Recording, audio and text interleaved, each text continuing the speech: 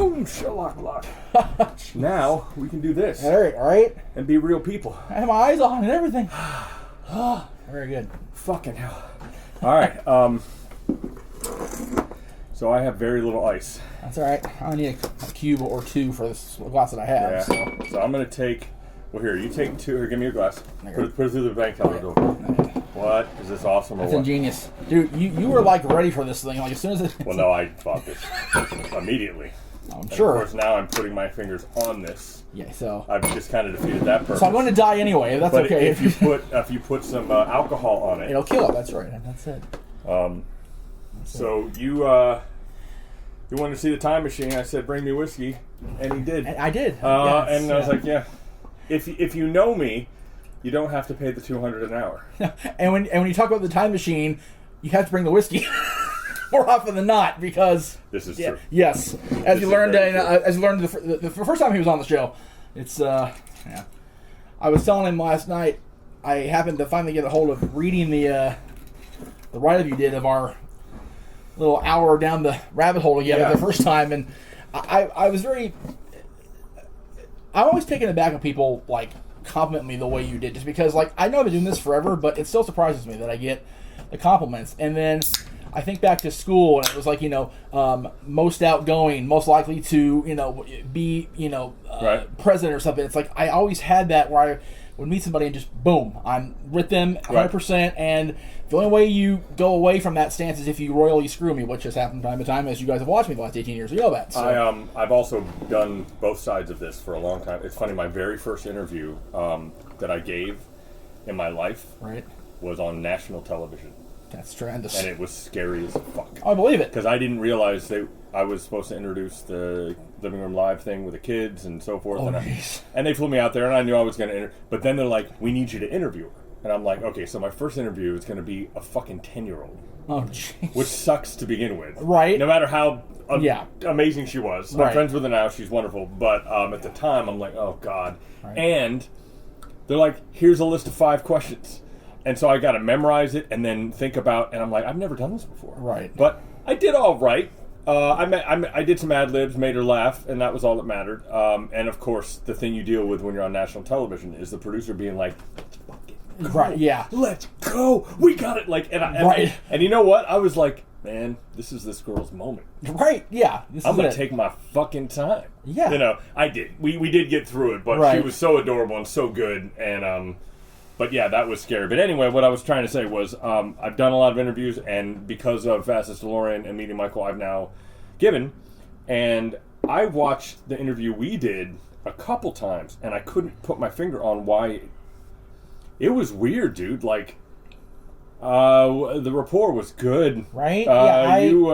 You talked, I don't know what you said that made me say what I said, and that what I said that made you say what you said, but about 10, 15 minutes into that interview, I'm like, I want to hear what both of these guys say. Right? It was a very good interview. It was one of the best conversations I think I've ever had. Appreciate that. It was really good. And, I don't know what the secret magic is of that. But it was a good conversation. I was thinking after reading what you had wrote and then talking to you the last few months, it's commonality in any walk of life, a conversation especially is key. You and I both love that car out there. Well, I was going to say, consider we have so few commonalities. Right, but that's the thing; it works. You've actually made me rethink half of the shit I was saying because. So I had an idea. I've had an idea for a talk show for a while, ever since Trump became president. Oh, geez, here we go. Was at some point we have to stop pointing out what's different, right? Because there's so much more. Yes. And actually, I'll start it with George Wendt, Mr. Norm from Cheers. Norm. Hang on. Norm. There you go. We had a nice long conversation. He did this whole bit about his friend John Ratzenberger. Yes. And I ended up taking it out at his request of the interview because he just went, man, I don't know if I want to go down this road. Oh. And what he said was beautiful. Right? He was saying, listen, we have way more in common than we have not in common. Right. But I'm just not ready because Ratzenberger was a hardcore Trumper. Oh. So it was kind of like, I'm going to just start some shit and I don't really want to get political. And it's so funny because when we're on the phone, he's super political, right? Of course. When we're on the camera, it's not as much, and you can Yeah, tell. right. And so he was gonna come by again, and I kept bugging him. I'm like, dude, do you not want to document how you feel about things before you die? Like, are you really gonna just sit this one out? Because some shit's going down right now that is like 100-year shit, 200-year shit. Right. And then I turn on the TV and he's on the Monday Night Football sketch with Brett Favre, and I went. And I pick up my phone. And I went. I get it. Yeah. I just went. Yeah. Okay, you know what, dude? Because the second he gets political, that's it. He's not on Monday Night Football anymore. No. Having a great time with Brett Favre. Right. And exactly. is fucking Norm from Cheers going to change the world with his fucking political views? Of course not. No, he's not. So I get it. I still wouldn't personally, but I love him to death for even coming out here. Yeah. This is insane. You build a bar in your backyard and Norm shows up. What the fuck? Like, that's the craziest shit it is ever. Yeah, for a kid who grew up watching that show, I still pinch myself. I can't believe we sat here right where you're sitting, and that's his glass, that's his beer stein that is on the wall. That is tremendous. And if we do it again, you see the little hole right there? Yes, that's where he's going to get it. So when he walks in, he'll take his beer stein. Because it's George. Well, because you don't want Ted Danson to send the thing around the thing and lock on the floor. Yeah, that will happen. If Danson was here, I'd be sitting there. He would clearly, that's already been established. Yes, but the thing about Ted Danson that's so crazy is he is so different. Yes, and it's hard to. It actually makes me hurt a little bit. Right. Because he's such a good actor. Right. As a kid, I totally believed he was Sam Malone. Oh yeah, absolutely. He isn't remotely Sam Malone, and that's good. And I still would love to have him out here, but there is a bit of that.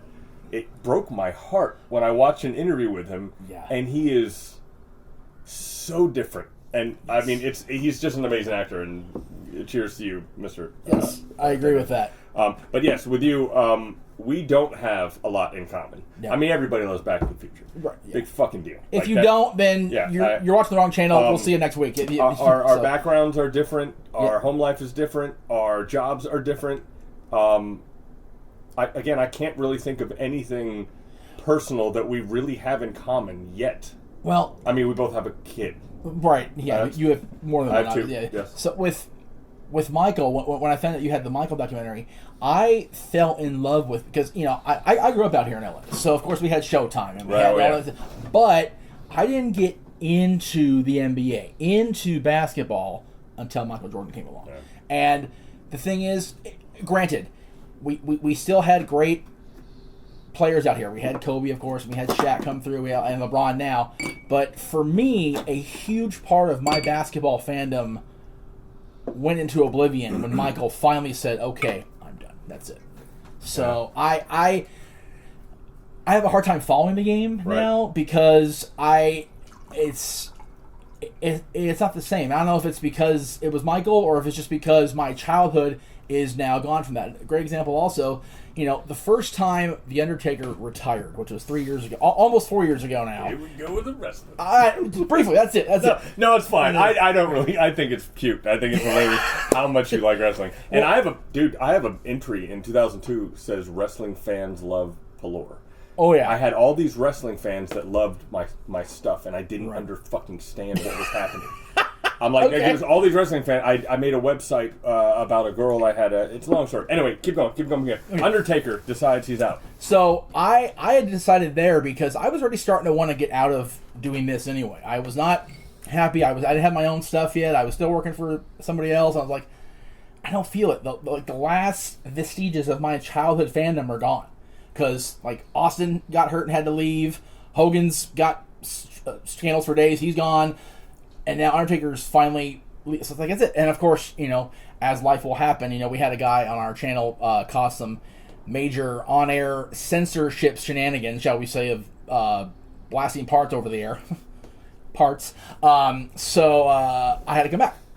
And now that he's actually said, okay, I'm good, I found myself do I still want to do this? But now that I've had a year under this and I've had people like you, besides wrestling on, I have a there is an end game to this. There's not just I'm going to keep going and just spinning my wheels. So I love that. I think what I noticed too is you legit do your homework. Yeah.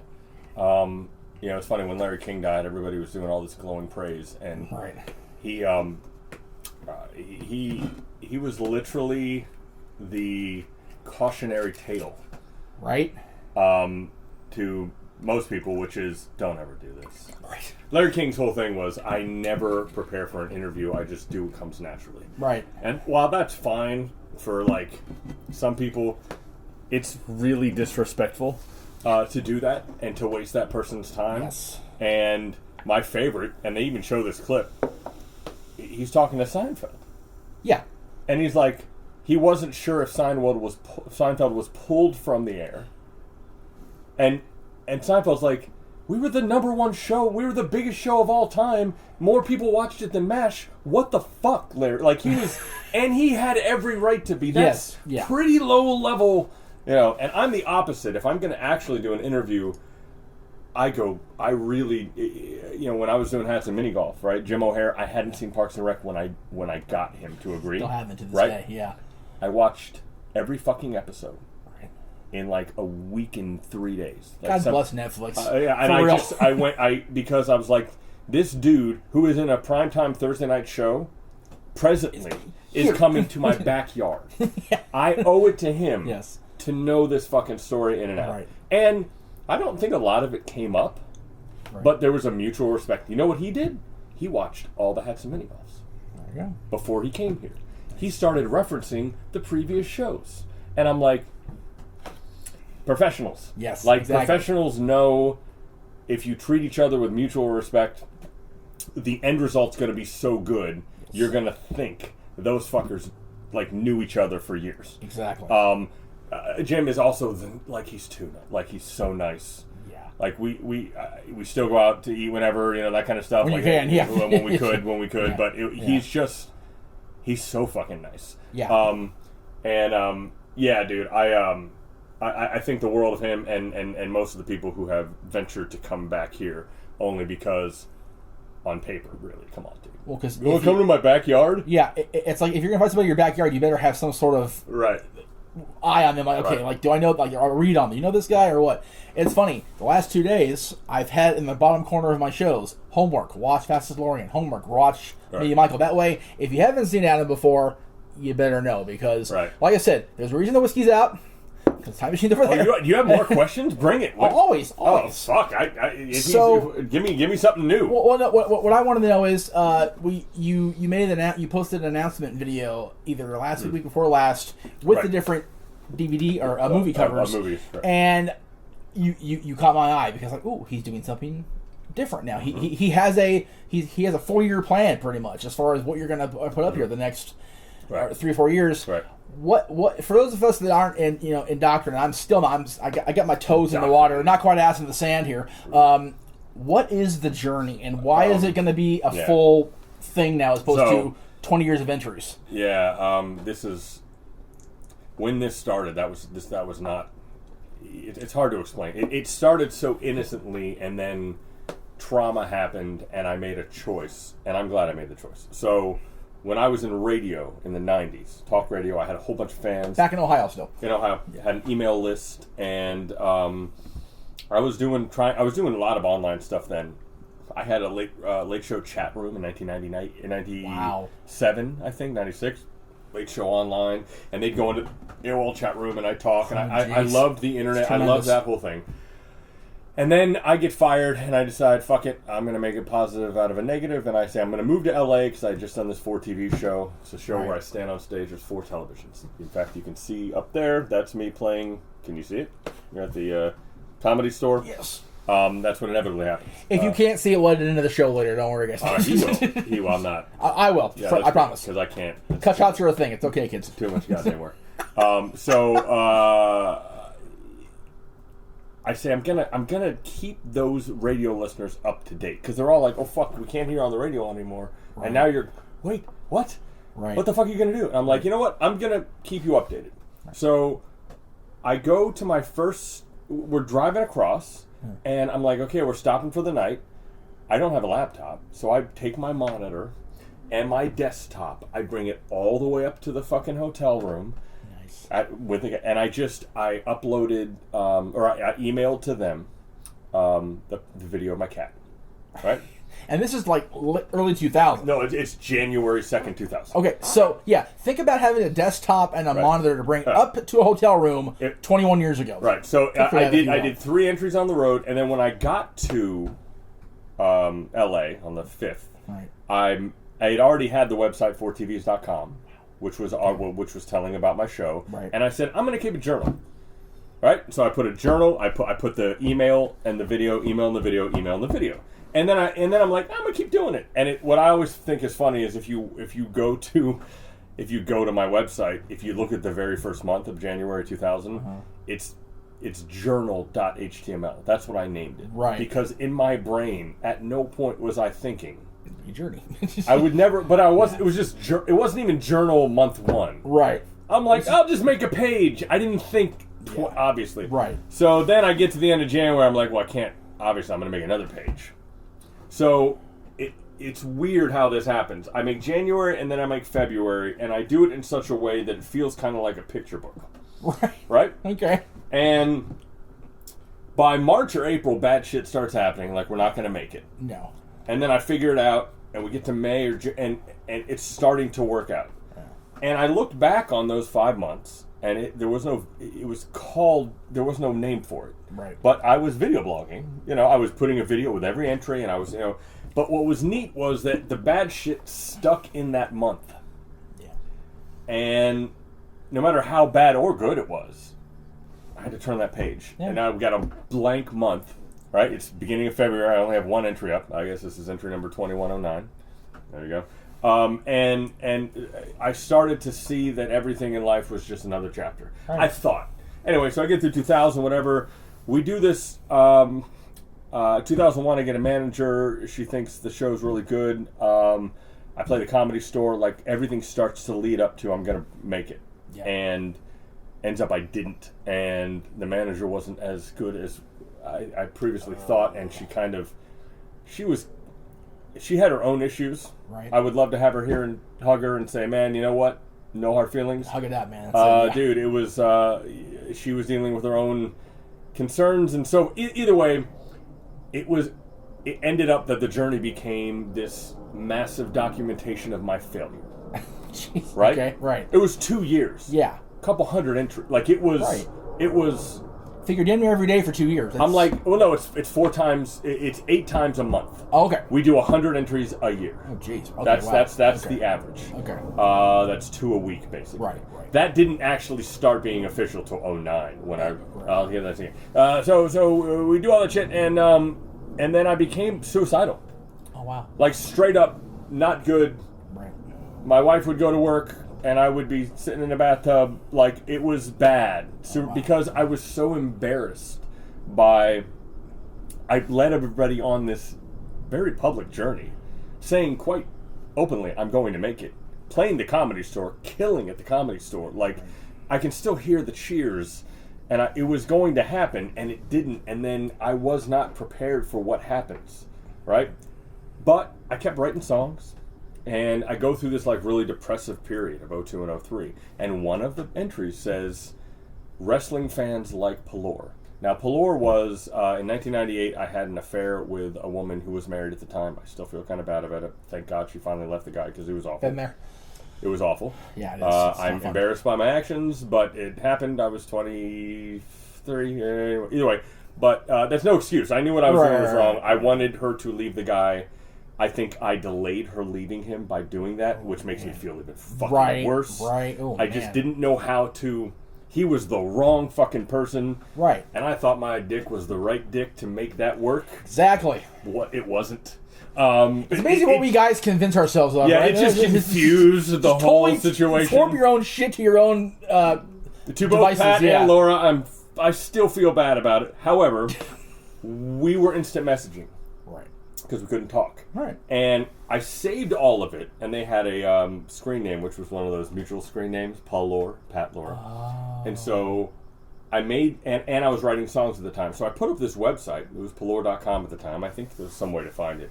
But it's basically It was only 9 weeks. It was only 9.5 weeks or whatever that we were together, right? Movie shit. Yeah, it was totally. It was, yeah. And but it really documents in a new 21st century way. Wow. And I thought it was really important. What I didn't realize was I was making the journey. Right. The journey is basically real-time stuff. When it happens, I document it, I make a video, and then I move on. Right. And if you do that honestly for long enough, you start to find some really interesting shit. Because if you wait for when you know it's going to work out, that's not interesting. No. It's much more interesting when you get egg on your face, right? Because you're honest. Yes. And I think it also helps you when it doesn't work out to go, well, at least I was honest here. Right. And now I have to be accountable to how fucking wrong I was. That's the key, accountability. Yeah. Oh my God. That was the biggest problem. Was I would say something was going to happen. I can't hide from it. It's got an entry number. It's right there. Yeah. It's entry 237. Yeah. Well, now it's entry 238, and it fell off. What, am I going to stop doing the journey? No. I got to fucking sit there and go, so everything I said in the last entry, I was completely fucking wrong. Here's what... And it was this constant accountability, right, day after day after day. Then my wife leaves me in 2004. Oh, wow. And then it became a moment of, all right, what do I do here? Yeah. Like, I can't sugarcoat any of this. Because... It's not like the genie. I can't really like replace her and be like, hey, we're going to move on. No, everybody has followed this long. They know who that character is. Right. That character's leaving. I got to be honest. Yeah. So, it's not Dick York and Dick Sargent here, folks. Right, so, right. Yeah. So... And also, if you don't know that, you're also too young for this room, so yeah. Pretty soon the journey became a therapy for me. And it didn't even matter if anybody was seeing it. Again, all of this is before YouTube, by the way. I was all hosting my own stuff and doing my own stuff. Thank God for the Wayback Machine, by the way. Do you know what that is? I've heard, yeah. That archived that I did it first, and now I'm the first and longest running video blogger, thank God. Because if it wasn't for the Wayback Machine, nobody would know. Yeah, I'm amazed at how far, when we were originally doing our shows prior to the summer 2007, every single video and audio show we hosted on NoDQ was on the NoDQ server. So for 5 years, it was us or bust. Yeah. And YouTube comes along and it's like, hi, we can help you. Oh. It's like, can you imagine 5 years of content on YouTube monetization? Holy shit, dude. Dude. We're freaking raking it in at this point. It's so terrible. Popular Mechanics is doing a magazine article. Popular Mechanics. I can't believe I'm in Popular Mechanics. Which is still awesome, by the way. 110-year-old publication. I'm still stunned that I'm in those pages. I took my daughter and get to the bookstore to go, look, Daddy's in history. Holy fuck. Anyway, so that's great. I love they did an interview and they would like, okay, so you're the first and longest running, how did this start? And I explained that the reason I'm the first is because you would have to be a fucking moron to do what I did. Right. Knowing hardly anybody's going to see it. Right. And I said back then, PCs and Macs couldn't see the same videos. No. So we had to compress shit for this group and this group, put it both up every time. The video is this goddamn big. It's blurry. Thankfully, I saved all that stuff. Yes. So when YouTube came along, I was at least able to upload it at standard definition. Yes. Fuck HD. Yeah, no. It was because if it hadn't been therapy for me, I would have stopped. Right. But it became this wild accountability book. And I think that's what I've always taken away from it is it keeps me honest. I don't lie to it. Sometimes I have to lock entries, which means you can't read them, but they're still set in stone. They'll be unlocked someday. The reason they're locked, though, is because it involves other people's feelings that might make them look bad. Right. And that's not my choice to make. No, it's not. Yeah. And I've given that, people always say, to my wife, how can you be married to someone? Dude, I would never put anything up personal about her that she didn't say okay. Right. Right? Yeah. Even when I got divorced, I had long conversations with Jess. Right. About how do we handle this, and she read everything, and she said, it's honest. Yeah. I'd rather it not be out, but I know what you do, and we're still friends to this day. When my family goes back to Ohio, we stay with her. Nice. And her fucking husband and her kid, because we're all friends. Like, being honest is a really big thing, guys. Dude, I'd say coach me on that, but no, you can't. Yeah, it's you be honest to the point. I mean, don't tell somebody they're fat in something they're fat in. That's different. But different level of honesty. You have to be honest about. I think you have to be honest about what you want. Meaning, I want to make the Jeff Meacham Network the biggest podcast. Like, say it out loud, say it clear, and if it isn't, go, okay, why isn't it?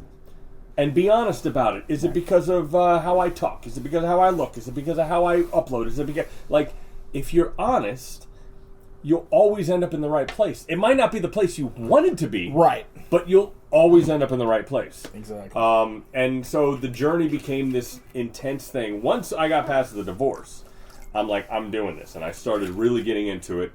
2009 comes along, and I get recognized as the first and longest running video blogger in Wikipedia. And then that was a whole war, and somebody said, no, you're not. And I don't know if anybody that matters here is going to see this, but people don't know what vlog means. Right. So they think a guy in like 1972 holding a camera up to him is a vlog. A video blog is a video web log.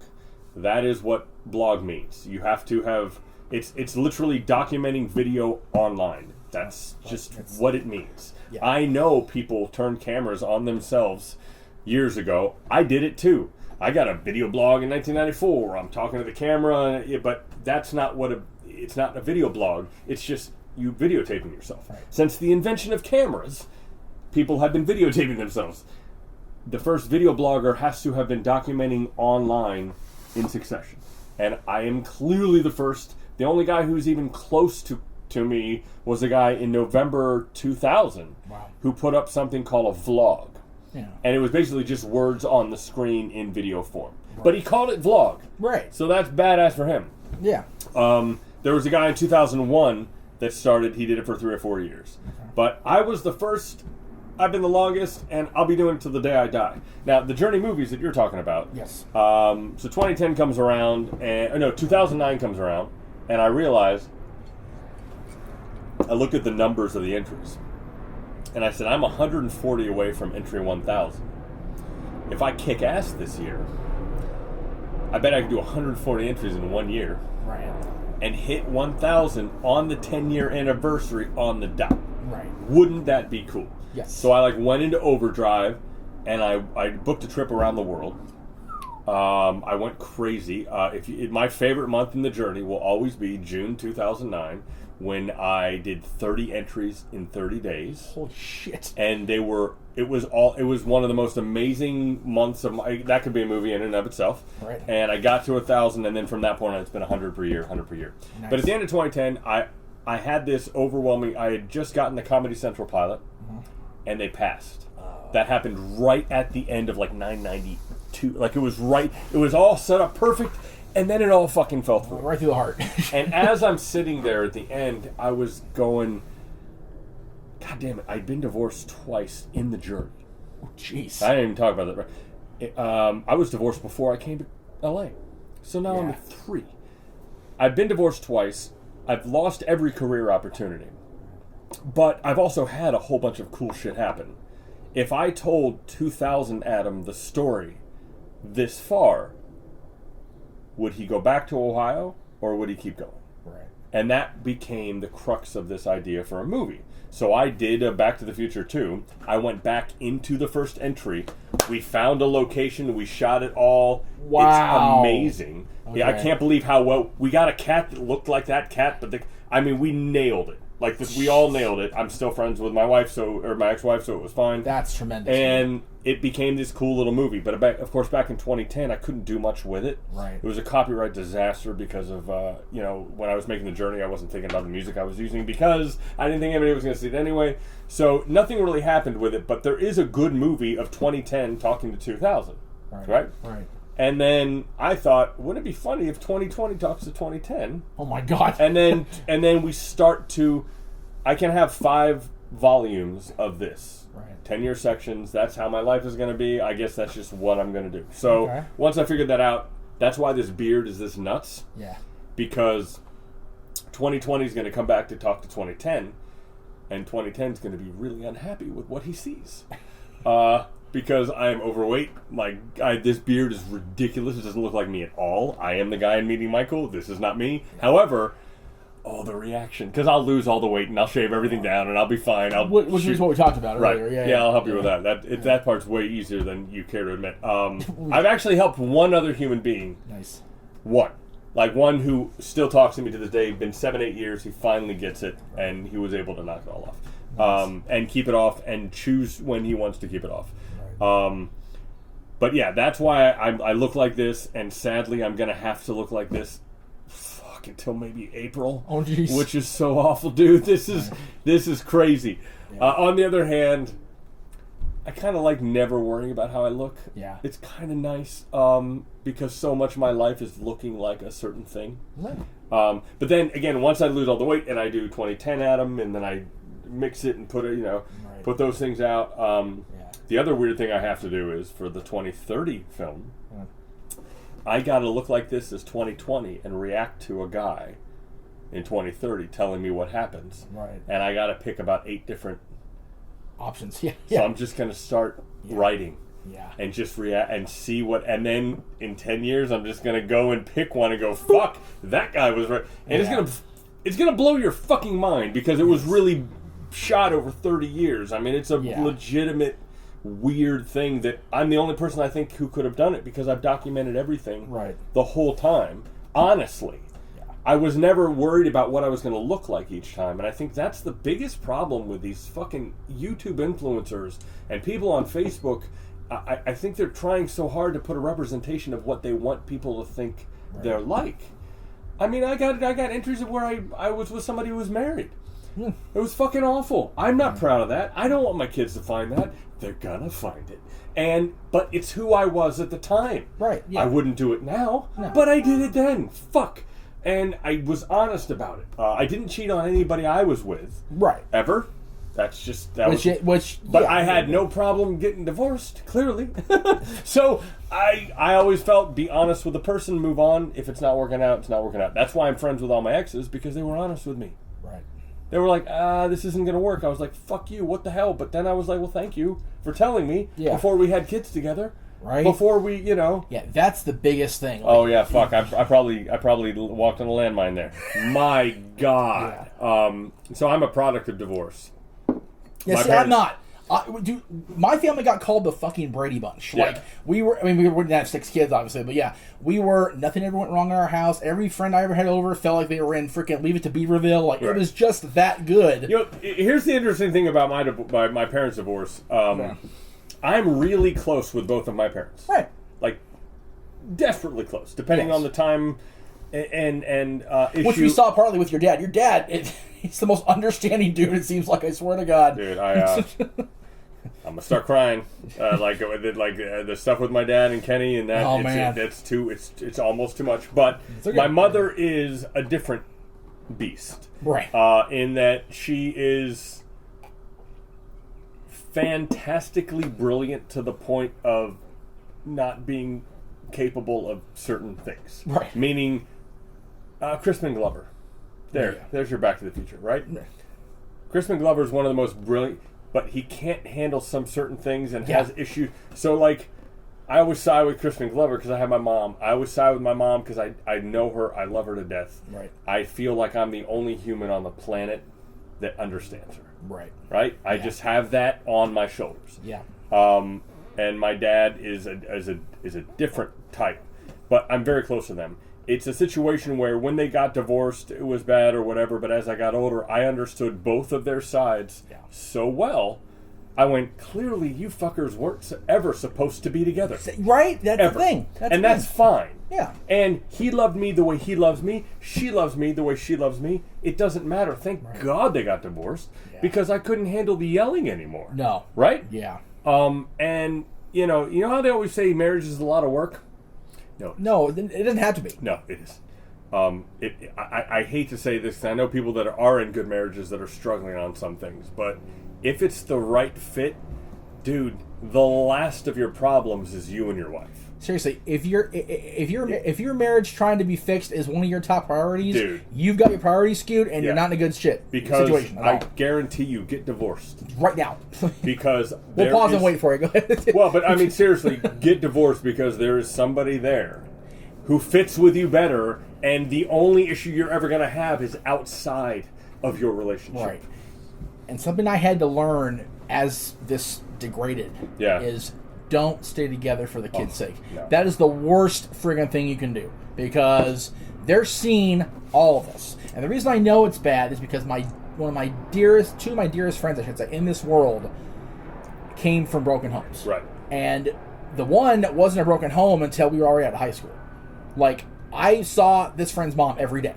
Right. Like, and how she bounced out of the relationship, I would have never guessed that in a million years. Right. But it happened, right. and it messed with his head. Yeah. Like, my friend, I don't know if I told you, I had a friend, the same friend, who was literally rebuilding my tower, old school tower computers, kids, from the ground up. Yeah. It's in pieces under my desk. He worked on it for 2 days. The third day, he doesn't come up. I call his house. He enlisted in the Army. Gone. I went, bitch, my fucking shit is under like, my... I don't even fucking care about... Is he okay? Like, yeah, no, Jesus. I'd be a little pissed about the tower. I was like, once I got past you paid for all those parts. Yeah. Once I got past the, oh shit, my friend's in distress, I'm like, I just got fucked here. Yeah, wow. What's really bad is the same friend... It's so easy to build a computer. Yeah. Go fucking Google it. Shut up. Sorry. Remember, this is 2003. I don't know shit. I don't know shit. Yeah. Well, I guess you couldn't YouTube it at that point. No, so then fast forward to last year when the network's really starting to, gain ground, I get an Instagram message from the same friend. Right. He's in the graphics, doing the graphics now. Yeah. Would you mind if I design you some stuff? Take a look at it. And I was like, sure, okay. So the first half of the year last year, his graphic work, not this, but stuff, the original stuff for the show. So we get moving. Like, this is way before I even reached out to you from the movie. Disappears off the face of the earth again. Like unreachable. His Instagram account goes away. All of it. And I'm like, okay, screw me once, shame on you. Screw me twice, shame on me. Fuck you. Called my other Greg, the one that does this stuff now. I'm like, dude, I know you're doing stuff for the other stuff, for the other website. Can you? He's like, dude, just pay me whatever for design. I'm like, okay. I literally took a freaking font generator online and wrote this. He goes, right. I said, can you make this Back to the Future style? He goes, give me 5 minutes. Bing, bing, boom. He adds the arrows. I'm like, it looks like the fucking DVD cover. Right, so it's funny you should bring this up sitting here. Have I played you Mayor Goldie Wilson drinks a Pepsi Perfect? Yes. Okay. But please. It's 45 minutes long. Yeah. But I'd say finish those first, then go watch that. Cause it was kind of the start of me realizing that me and Don are a good team. Right. But there's a point in there where I got a cease and desist from Universal because of Rent the DeLorean. Because of Perfect, right, yeah. But I didn't do a fucking... I sat there, pixel by pixel. Wow. The original Rent the DeLorean, I mean... It looked so good that the attorney went to me and went, "Come on, dude. Like, what are you doing?" Like the attorney letter is literally like, "Here's you, here's us. What the fuck?" Right. And then I show all the other Time Machine owners that clearly are using the font. Yeah. And he's like, "Yeah, we don't care about this guy, video, but yours, dude, it's too good." And then I was almost honored. I was like, "I'm happy to change my fucking logo." I'm so good. You're like, dude, my shit. Yeah. Dude, that's fucked. So just so you know, if you want to do it right, I know a guy. Okay. I'm not gonna fucking do it. I'm basically retired at this point. Here's what people don't understand about me. I'm to the point where I'm making up prices to rent the DeLorean. I'm like, I'll get a call. I've been laying in bed, dude. I'm literally like, I don't want to do this. That'll be $2,000. And they're like, yes. I'm like, God fucking damn it. I was making up a fucking price because I don't want to get away. So, yeah, it's been a weird... my life has done a fucking 180. And I can't wait to tell 2010 Adam... Right. Who will be angry with me. For doing this, yeah. No, he'll be angry because he's like, but dude, you should be performing and you should... But, oh, dude, I'm so happy. Life's really fucking good. You have no idea how good it's going to be. Here's what's funny. In the original 2010... Talking to 2000 movie. Right. I have to tell him you and your wife don't work out. Right. And I show it to him, and he's fucking devastated. Of he's course. Like, what the fuck is this? Well, yeah, because you just moved out here. Right. So he's like, this is the worst thing ever. And he's like, and it cuts to him, and he goes, I feel like Biff just married my mom. This is the alternate 1985. Yeah, what the fuck? Right. But think about how funny that is now. Yeah. he has with the no car. idea what's about to happen. Yeah. Like, my life is now enveloped in Back to the Future. So I know you mentioned Back in Time that you were going to buy somebody else's car when you had the whole puppet thing here, and then you ended up doing your own thing. When did the car actually get made for you, and it was yours, and like what year? Because it's crazy. So it's 2014. I missed that. It's 2014. Right. How does this work out? Because Back in Time is 2016. 2013. Okay, so no. Back in Time is 2015. Oh, okay. But I'm sorry. trying to think of the order of. I did an event. We do six events a year, pre-COVID. 4 majors, 2 little 8 people events that you can get half the points on. Yeah. By the way, as he's doing this, I'm going to show you guys while he's talking about this. All these things. This whole setup. Do you see that video board? Yes. Yeah, there it is. Yeah, there. It's nuts. Yeah, that's crazy. And so, and video on all the boards, which is cool. So I realized at some point, so many people came to one event. I'm like, dude, we can raise a ton of money for charity. Yeah. Like, I'm like, this is going to become one of those underground popular things. Right. So I go on Facebook, and anybody who has any celebrity, I just go boo. I just type boo, boo, boo, boo, boo, boo, boo. I BOO. I literally type boo. Like, that's my opening. And I grab all the people that respond, whatever, blah, blah, blah. I had typed boo to Claudia Wells, who was Jennifer Parker. I don't know how I became friends with her back in 2010 or whatever. Right. I think I saw her on one of the DVDs. I'm like, how you doing? Right. And so I typed boo. As you should, for the record, but Jennifer. Right. I typed boo. Yeah. She never responds. Oh. Apparently she was dating Mike Tyson at the time. Oh. Whoa! Well, that's a little fucking... That's news. Anyway. Yeah, either way, I got so many one-liners I can't say. I'll tell when those go off. I'll tell you some more. Either way, so DVD extras, kids. Hey now, no, it's not gonna be unless you can tap into my Nest camera. You ain't gonna hear this. So she never responds. Blah blah blah. 2014 comes along. Right. I think I text her again, but she thinks the boo from 2010 was me. I said, boo, would you like to go get coffee together? Right. Then I texted her something else. She read all 3 messages. At the same time? At the same time. I hate that. That's the worst. So she's like, I would love to go to coffee with you. And I'm like, ooh, fuck. So now I got a wife and 2 kids. You kind of fucking missed the boat on that. Right. I'm sorry. Yeah. What's funny about this is there's a video of us on radio talking about this next to each other. Because I was totally hitting on her in 2010. Of course. But now I'm not, Yeah, she thought it was so funny that, 3 years had passed. She's like, let's talk. Yeah. So it was just like, this is crazy. So I go and talk to her. I said, listen, I made this mini golf course. I think we can really raise a ton of money for charity. Because for some reason, this backyard mini golf course really has people's imaginations. I think I did, once you play it once, you're like, I bet I can do a little bit better. Like, there's this weird competitive, and then you're hooked, right? And then you're like, I gotta get at least a 6 under. I gotta get. It's nuts how this course thing is. Right. So we agreed to do a hole based on Back to the Future. She says, I said, wouldn't it be cool if there was a time machine there? She finds a guy. What was that dude's name? Fuck, I totally want to throw this guy under the bus right now. What the fuck was that guy's name? God damn it, I can't remember. Either way. He was a strange dude with a really bad time machine. Oh, but he agrees to do it. We're set for Memorial Day 2014. Okay. This is about 2 months ahead of time. Okay. And literally a week after he agrees to do it, he goes on Facebook. Paul Nye, that's his name. I'm happy to say it. Paul Nye's same last name as Bill Nye. M-I-E. Wow. Yeah, N-I-G-H. Oh, N-I-G-H. Okay, got it. Okay. Paul Nye. But same pronunciation. Okay. So he agrees to do it. I'm going to pay him for gas, a couple $100, we're good. Yeah. He's going to come out.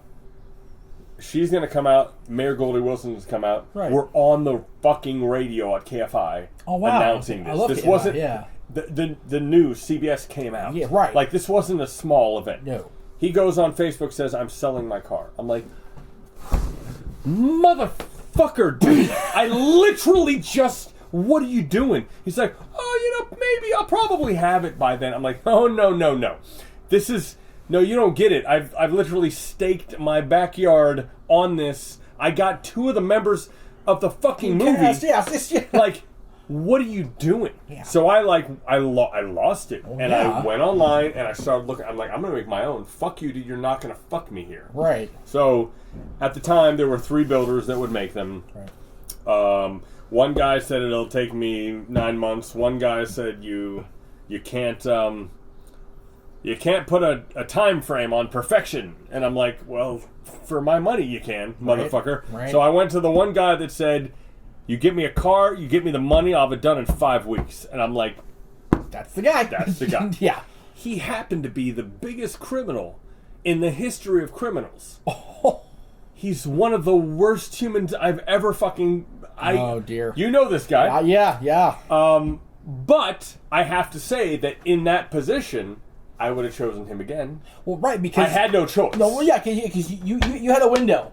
He fit that window. He filled the window, and yeah. I needed a full few months. I needed... Because 2015 was coming. That was the money year. Right, yeah. So he was the only choice. Yeah. It was awful. He is awful. It takes no time for you to look him up and figure out that he's awful. It has nothing to do with me. It has everything to do with him being awful. And it took a conversation that should have been 5 and lasted 45 for me to figure it out. Anyway. I got my car. Everything was good. And so I got it in Memorial, basically May 22nd or whatever of 2015. 2015. Now, yeah. he knocked it out. The reason he knocked it out was, here was his scam. He had a car. What he would do was, he would take your money, he'd buy all the new and better shit. Oh, yeah, of course. And then take his old car, put it on yours, and then take all the new shit. Right. He was a fucking awful human being. He is still an awful human being who tries to hurt me all the time. And I never mention his name because he's so fucking worthless. Yeah. That's the reason. That's just what it is, yeah. He continually, I keep getting emails from people where he acts like we're friends or we're not friends. I mean, I've been around on this planet for 45 years. There are 2 people on the planet that if they were dying on the side of the road, I'd be like, I gotta piss. Here we go. I think they are awful humans that don't need to be. He's one of them. I had a stalker in 2010 who was also one of them. I had a guy who... This is the problem with being the first video blogger. Right. You end up getting this envious, weird, jealous... People think my life is amazing, so they hurt you.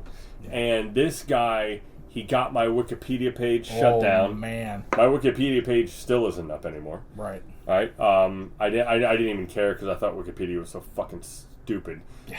You know what this fucker did? This fucker changed his name to Adam Contras or something. Wrote to the people at Wikipedia and said, I would like this page to be taken down until this is further dealt with. And they fucking did it! That's how stupid Wikipedia is. However, I mean, now I could obviously have my page back on Wikipedia, but I just... Is it worth it at this point? It's just frustrating. Yeah, I'm the first so. video blogger, whatever. Right. My life has changed so much in the past 10 years, it's hard to even remember what I thought was a problem. Right? I Especially last year. Last year was just batshit as a year by itself. So not for me. Not for you. Okay. Not for me, dude. See, this is the thing. If your life is good, right, the outside world can give you anything, and you're like, I'm good, dude. I'll just stay in my house. Wow. Dude, it's funny because I'm writing the next 2 Journey movies, right? I'm literally... you gotta write. Oh, yeah. You gotta write. It's not... You can't ad-lib some of this shit, right? No, and I'm having these really existential moments where I talk to myself in 2010, what would he really have felt? Because I had just been on Comedy Central. I had just done this thing. Yeah. It had just been taken from me. Yeah. And now I'm seeing this old man tell me, dude, life's going to be great. You have 2 kids and a family and a house. And he's like, motherfucker, that's what you left. Right. You're supposed to be this guy. Yeah. And you're like, yeah, but you don't understand. It's cool. They all love me because of this DeLorean. A DeLorean? Who gives a fuck about a car that you didn't have anything to do with? That's where your ego is? You could have done all of these things. You decided to rent the back of the future car? So I'm going to get so much shit from 2010 Adam, so I'm trying to prepare myself for that, where I also realize that once you've become truly suicidal, oh yeah, every day that you wake up, is the best day of your life. Yeah. Right? Yeah. So that's really hard to describe to somebody who hasn't hit that yet. Right. I gotta say, I'm so happy it's difficult to do anything except bathe in the happiness. Nice. That's a weird thing to try to explain to people that are still struggling and they're still trying to find it. But I also have to say there is something that is very valuable about the struggle. Yeah. That struggle, that hunger is what keeps you moving forward. The second you get happy, you absolutely go, you know what?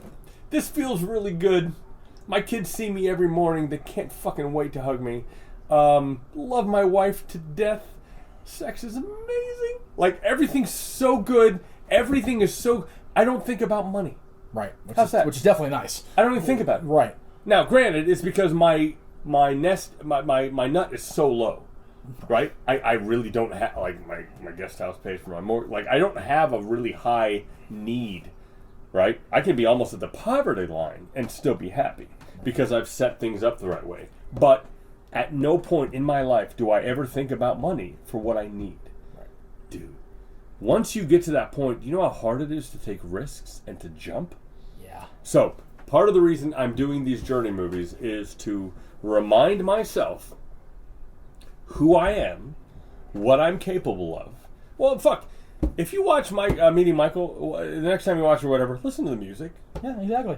That's all you fucking wrote all of it, played all of it. It's really good. It's really actually good. And if you're watching this, you'd have already watched Meeting Michael and the Fastest DeLorean documentary. So if you didn't do your homework, right, you fail. I just think that it's people forget. People think my ego's wrapped up in the car. It isn't. People every time I do something well, they're like, well, like when I build all this. Oh, you should be in construction. I know somebody who could use your skills to make this deck. And I'm like, I don't want to make a deck. No. My brain thought of this, so I fucking made this. But that's not who I am. Right. I sing and write really well. Right.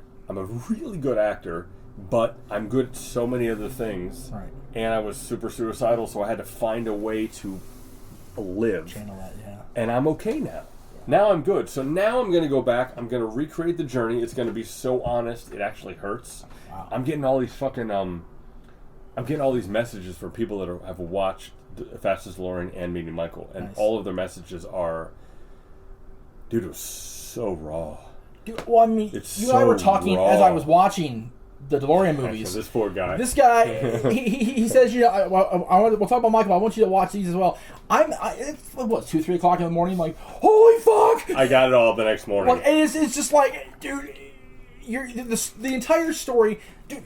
The car is like fucking 10% of that story. I mean, let's be real. Right. Like the emotion behind that. Yeah. Like you guys, if you don't have siblings, you don't understand. If you don't have family strife, you don't understand. Yeah. Like these two, I shit you not. Again, if you haven't watched them, go back and watch them when we're done here. But make sure you have tissues and you're away from weapons where you can harm yourself. For Christ's sakes. Well, I think because like it's heavy. As Marty would say, it's fucking heavy. Like I think what's interesting about the dynamic of Fastest DeLorean is, again, it comes back to the journey. Yeah. In December 2016, my dad said, I want to come out, but you know what? Kenny's never been able to come out before. Right. I'm going to pay for his ticket. We're going to come out together. Yeah. I'd never been so excited in my life. Right? Because Kenny was this little boy. Yeah. That, you know, my dad got remarried. I didn't have a relationship with him. I loved the kid. I used to write birthday songs to the kid. I was so They're on the excited. journey, by the way. Yeah. I was so excited about getting to spend time with him. He got to spend time with him. So that happens in December 2016. That just happens to be when my car breaks down. Right. When he's out here, before my car is broken down, he says, dude, I can put a new engine. You're not going to have a couple $1,000s. You're good to go. Right. So that's all the seeds that are planted are organic. They're not produced. No. It's not reality TV. So when things end up falling through the way they fall through, it is as honest and open as you can possibly imagine. Yeah. In fact, I had, even up to March, I had no idea it was going to happen. Right. I was doing Fastest DeLorean online in January. Right. There was not going to be a movie like that. No. I thought, dude, The drama was going to come from him drag racing it. Yeah, and trying to beat the record. Yeah, I put the whole thing, all those videos. There are videos of all of Fastest DeLorean was put up in little 5-minute parts. Yeah, all the way through January, February, March, and then when those texts come in April, I turn off the website. I'm like, fuck, dude. Yeah, dude, I'm screwed. Yeah, like it was such an organic. Oh my god, dude, you have to come out. What the fuck am I gonna do? Yeah, I can't even fucking hide this. And just watching you as those texts are going through, and you and Don sitting here, and you can even you telling it back. You can see your face just like. Well, and Don's just sitting here. What the fuck? Oh my god! Like, but also Don. What I like about Don being here is he was the audience. Oh yeah, and he's like, what's the point of having a fucking movie if you're not going to tell the truth? Which I love that he said that. He's like, if you're not going to do it, why do it? And you can see for a second the light bulb go bing over your head, but you don't want to dig your brother. That movie That's the was thing. literally shelved. Yeah. Until the fire the whole next year. Right? It was never coming out. No. It was. I was like, I cannot do this to my brother. Then the car explodes. The car catches fire. Yeah. That video, and that was the moment you see me in part 2. Yeah, you're just saying, like, "Fuck you, Kenny. Fuck you, Kenny." But yeah, I can't do this. I can't save you anymore." He had that here for a year. Or close to it. Over. And it's finally... just right close to it. And to be fair, if you're not familiar with California, he's on the side of the 134, like, this close to Disney, and the car's just... It's in flames. The car's fucked. So, at that point, I'd be like, yeah, fuck you, Kenny. I'm sorry. I mean, you walk by, you look at the car now, you would never know it was that... I think what I was dealing with is that I don't think Kenny realized the internet is forever. A lot of people, even now, are starting to realize, ooh, I shouldn't have posted that. Well, I've been in this for 20 years. Yeah. So there's literally nothing that's online that isn't public. Right. Now, I'm accepted it and whatever, but as we started this project, I had a long conversation with Kenny about it. And they're all documented. So. And I also made sure that we had that website running in January. Right. So he's like, this is public. Yeah. I did not want to surprise him with a movie. Right. Everything was public. Yeah. Every step of the way. And he signed a release for Fastest DeLorean. Right. And I promised him, I said, dude, I'm going to be as honest as I can possibly fucking be, dude. Of course. But the problem is, if you don't come out, there's no way for me to address this, dude. Yeah, no. Like, honest to God, if Ray had just... Oh, this is the part that gets me. Here we go. If Ray had run that race, beat the record, movie would have been over. Right. I never would have mentioned that he lied about the... It would have again, everything... There literally would have been a card. Kenny couldn't come out that weekend. Boom. Done. Ray ran it. It worked. Yeah. But Ray goes to the starting line, and the car doesn't fucking start. Yeah. So you tell me away that I'm supposed to write this where Kenny looks good. And to your credit, Adam, you flat out, you didn't even bury him in the credits. Oh, I love him. It's flat out, Kenny, I wish you'd made better choices. I love him. I want him... dude, so I didn't have any siblings when I was a kid, Exactly, right? Yeah. When my dad told me he got that 4th wife pregnant... Sorry, Dad. When he told me that... Oh, this is going to be the freaking behind the paywall edition I was of the show. like 13 or 14. I was so... I'm like, I'm going to have a brother. I'm 13 years old. Yeah. I was so... I can't tell you. There's a video of my dad talking to... My dad also did videos like me, which is weird too. But talking to Kenny saying, your brother's so excited for this. It's going to rip my heart out. So, I've never been more excited. Right? I was so excited. Things didn't work out between my dad and Kenny's mom, and it became a different trajectory. However, the idea of having a brother was so important to me. Right. And I've gone back and forth about, why did I release it? Right? I mean, that's the thing. Yeah, because I mean, I could have not released it. Because there's half the people out there that I talk to that are like, dude, he did this, and people are like, how could you not have? Like, seriously, if the car doesn't blow up, I don't release it. Right. And the thing is, like I said, you're totally open. That long conversation that was literally, the movie was silent. Yeah. There was no verbal dialogue. It's just text, your face, text. I shit you not, Adam. I went on the DC hub of HBO Max the other night and watched The Death of Superman anime, the good one. And like, I watched Superman die, and I'm in tears. Yeah. It's a fucking cartoon, and I'm in tears, and I'm like, that did this to me. And then Adam's movie is just so much more because it is like it's real fucking life, man. Like it's.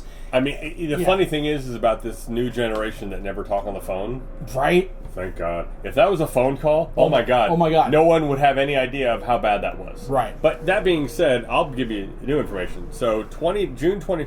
Here we go. June 2019. The conversation with Kenny. I had a conversation. I took my kids to my neighbor's house. Right. He has a pool. Huh. And I'm like, fuck it, I'm going to call Kenny. Huh. I had an awful time in France. Right. Some awful shit happened. Right. I haven't even told you about that. It's nobody involved in France except for the promoter. Right. Who took I don't even fault the promoter. He knows where his bread is buttered. Right. Ain't fast as DeLorean. But still, there's a whole bunch of loose ends there that will probably be changed here soon. Right. So I call Kenny, and for whatever reason, he picks up immediately and talks to me for 45 minutes and literally says, "You're right. I'm sorry." Like he across the board. Yeah, that's my tenant. She did her laundry. Okay. Across the board, he admits to everything. Right. The only thing he could say in his defense was, "I wasn't given enough time." Now, that's not true. No, it's not. And you've seen it's not true, so yeah. Right. But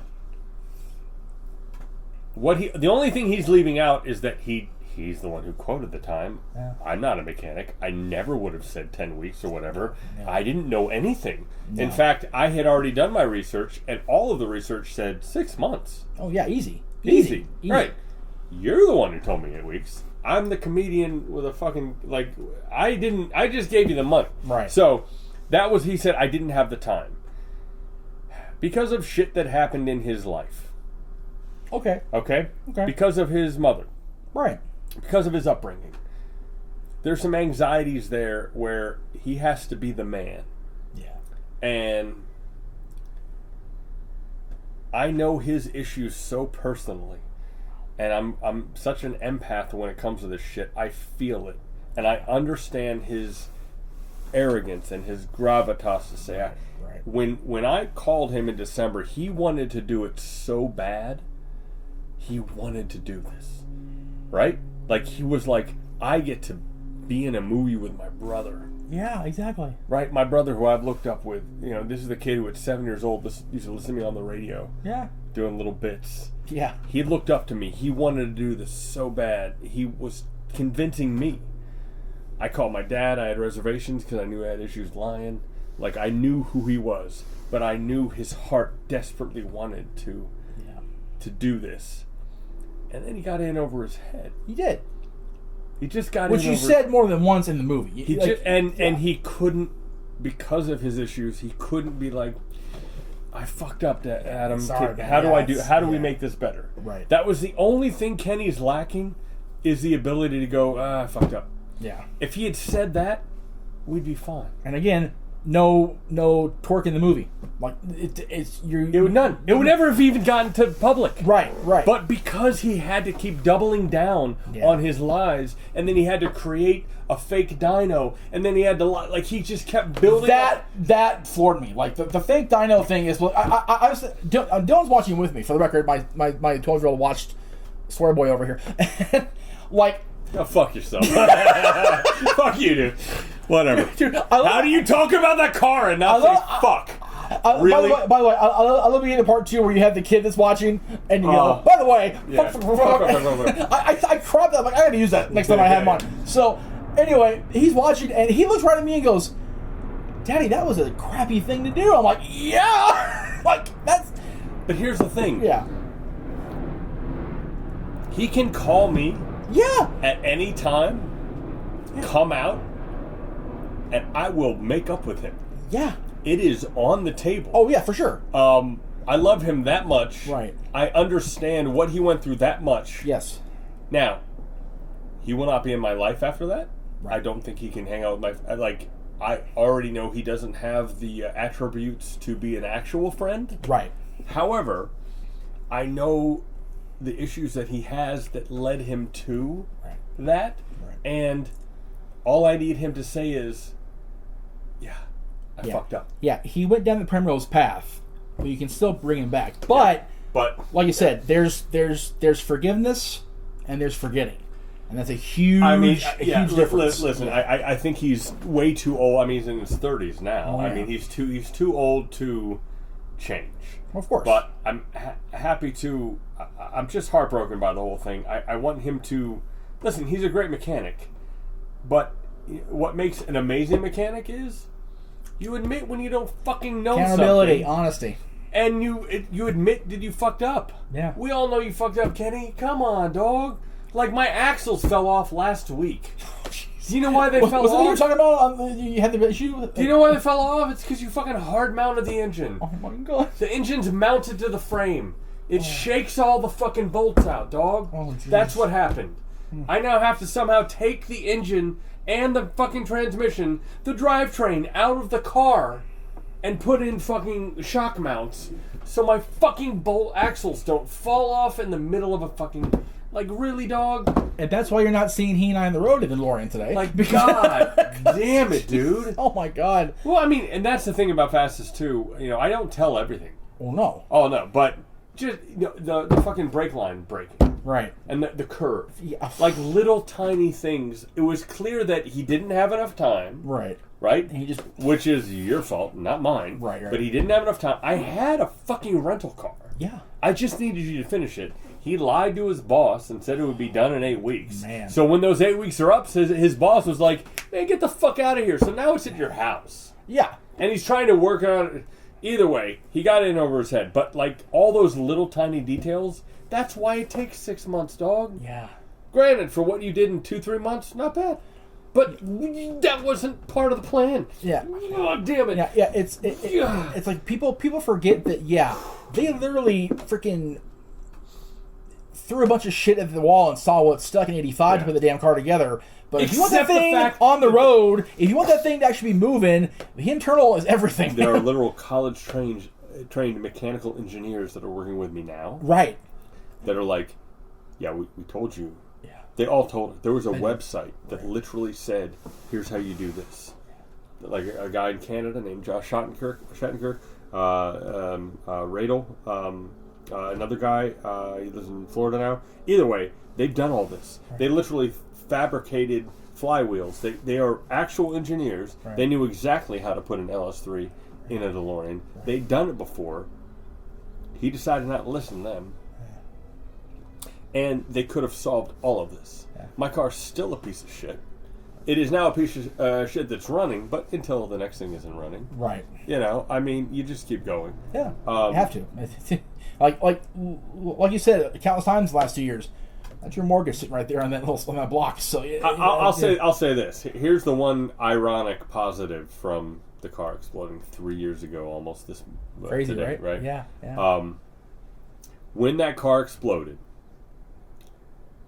I literally acted as if I was homeless. Right.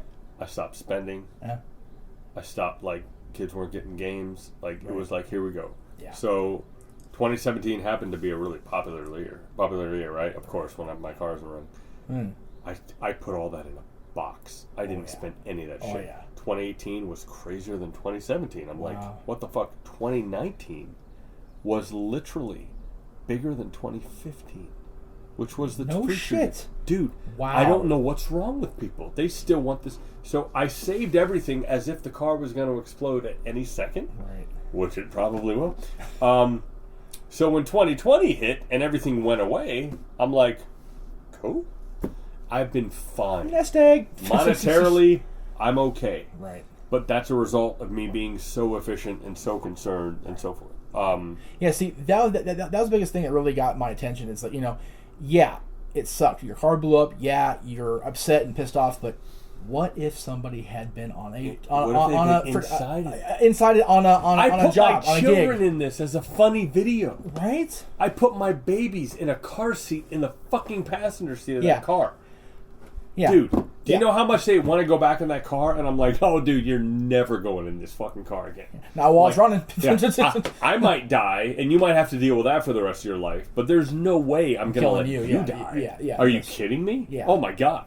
I couldn't live with myself. Yeah. That's not even going to happen. You're never going to drive that car. Maybe if my son can drive his date in a senior prom. I've thought about that. No, I've literally thought about that. That'd be great. Because my dad had a 1978 Corvette. I remember going, man, I wish I would like to drive my date to, but he fucking sold it before I could. Oh. So there's part of me that was like, it would be very cool if 2032, 2031, my kid can, fuck it, my girl Vienna will drive her fucking date to it. What's funny is 2031 will be another milestone for no, I'm sorry, it's zeros and fives. Never mind. Sorry. Bad math, my bad. 2030. 2030 will be a milestone for BT Back to the Future again.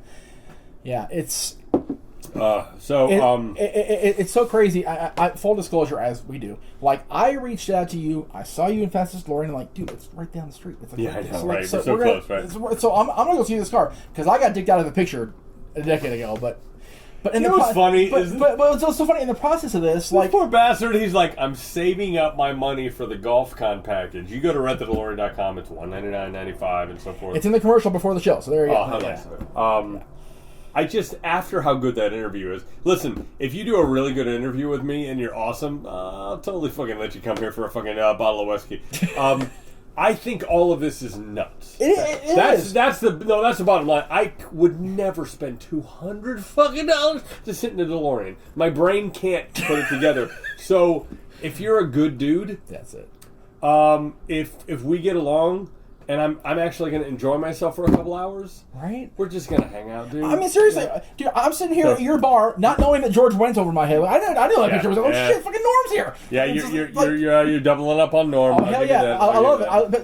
But it's funny. You mentioned being a kid watching Cheers growing up. Cheers premiered the year before I was born. Ooh. So yeah, I actually did grow up watching Cheers. Like the finale wrecked me because like, you know the best part of the finale? Yeah.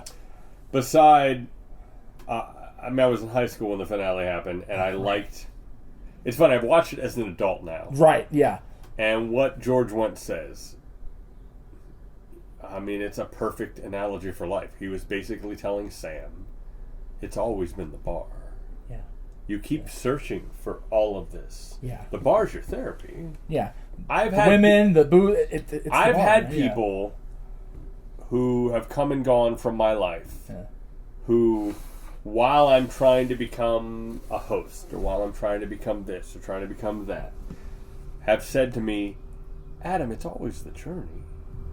You know it's the journey.